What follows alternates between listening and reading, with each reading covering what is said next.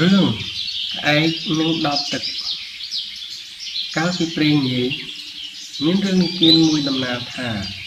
មានសត្វក្អែកមួយក្បាលរស់នៅក្នុងព្រៃជ្រៅមួយថ្ងៃមួយវាបានហើរស្វែងរកចំណីទៅដល់ទីកន្លែងមួយដែលមានព្រះអាទិត្យក្តៅហួតហើយវារកអីស៊ីមិនបានសោះហើយថែមទាំងព្រៃទឹកខ្លាំងទៀតផង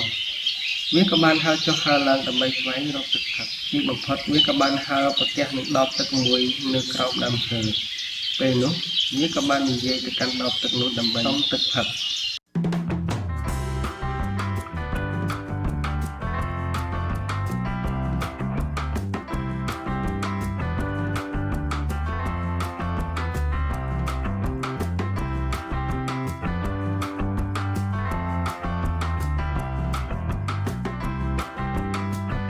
យ៉ា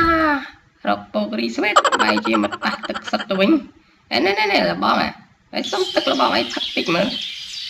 របស់ឯងឲ្យផឹកតិចមើលបងគេស្រីទឹកខ្លាំងណាស់ណាបងយ៉ាមិនក៏សួរមិនឆ្លើយអញ្ចឹងហ៎បងមើលនិយាយចូលខ្ញុំតិចមើលអស់ប្រមាណមិនបានទេបងខ្ញុំសល់ទឹកតែកន្លះដបនេះទេណែទុកផឹកខ្លួនឯងពេលណាខ្ញុំសេទេណាបងរបស់ឯងសេផឹកទឹកគេសេគេផឹកស្រាគេរ៉ូម៉ាន់ទិកគេមើលដួងខែដួងតារាតែកំណាប់ហើយលបងអីសេតមកផឹកទឹកអញ្ចឹងមានន័យអីទៅលបង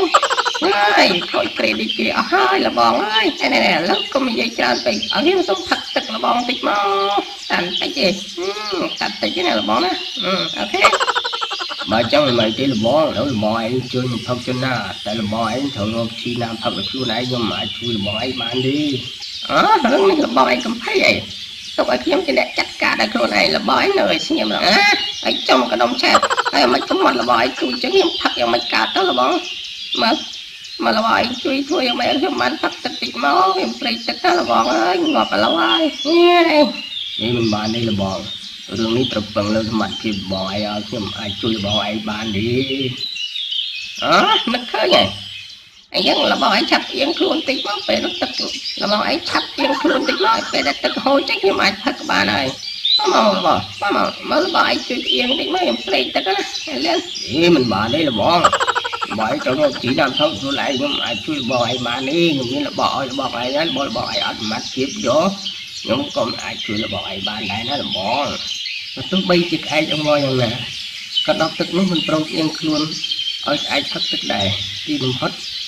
ឯងក៏រកនឹកឃើញវិធីមួយផ្សេងទៀតវាបានហើរទៅពំដុំថ្មតូចយកមកទម្លាក់ក្នុងដបទឹកនោះមិនយូរប៉ុន្មានទឹកក៏បានឡើងពេញដបហើយវាក៏បានផឹកទឹកនោះយ៉ាងឆ្អែតឆ្អន់ទៀតផង